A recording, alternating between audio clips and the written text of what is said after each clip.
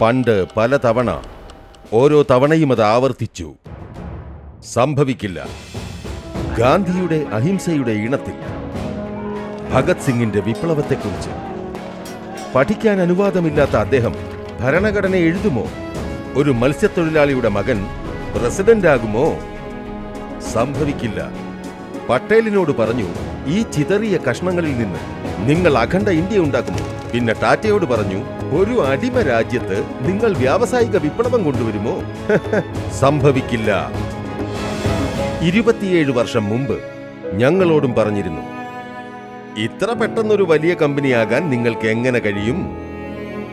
സംഭവിക്കില്ല. എന്നിട്ടും ഞങ്ങൾ വഴങ്ങിയില്ല.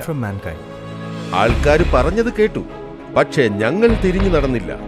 കേൾക്കുന്നതോ സംഭവിക്കില്ല. മുഖത്ത് പുഞ്ചിരി വിരിയിച്ചു, കണ്ണുകളിൽ അഗ്നിയും. നിശ്ചയിച്ചു. എന്തുകൊണ്ട് സംഭവിക്കില്ല? കാരണം ചെയ്യുന്നവർ മുൻപ് തന്നെ അത് ചെയ്തിട്ടുണ്ട്.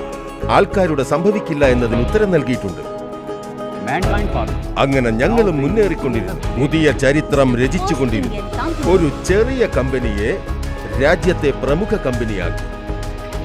ഇപ്പോൾ അതേ ആളുകൾ പറയുന്നു, ഇവർക്ക് നമ്പർ 1 ആകാൻ ബുദ്ധിമുട്ടൊന്നുമില്ലെന്ന്.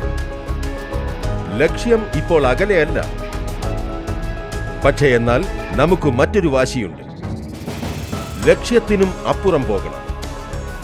R&D, manufacturing, IT, digital marketing, training, logistics, നമ്മുടെ ഓരോ ഡിപ്പാർട്ട്മെന്റിനെയും ലോകോത്തര നിലവാരത്തിൽ ഉയർത്തണം.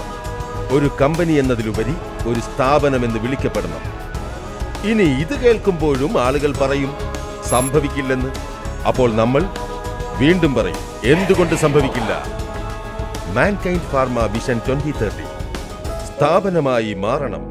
എന്തുകൊണ്ട് സംഭവിക്കില്ല?